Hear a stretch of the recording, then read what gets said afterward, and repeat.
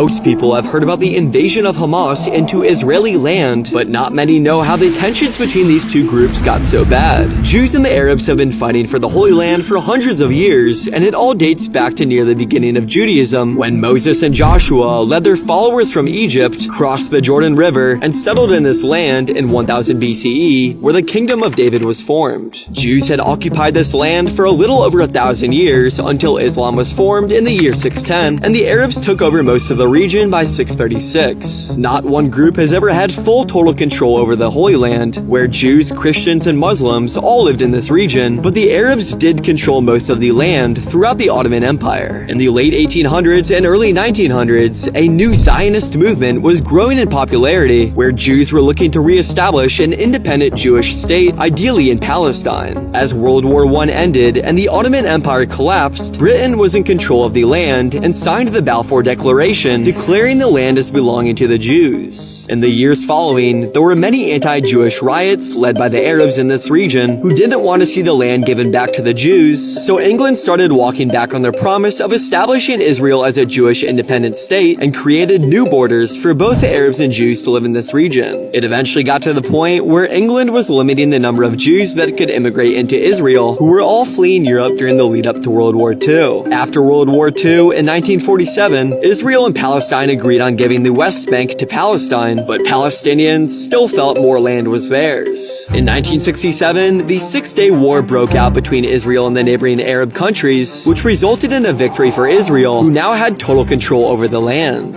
Palestinians still lived in the West Bank and Gaza Strip, but now Israel had military control over these regions in an attempt to maintain peace. This gave rise to the PLO, which is the Palestinian Liberation Organization, whose mission was to end Israeli military occupation in the Gaza Strip and West Bank, and also the more extreme group known as the Hamas, which has been labeled as a terrorist organization by virtually everyone other than the United Nations, whose main goal is to fully wipe out Israel and all the Jews. That brings us to today, where the Hamas in the Gaza Strip just entered Israel in the Kerem Shalom crossing, breaching the border fence and attacking the military base there. Hamas then passed through the Erez crossing and into Israeli towns with not much resistance. Hamas says these attacks are only the beginning of a long war.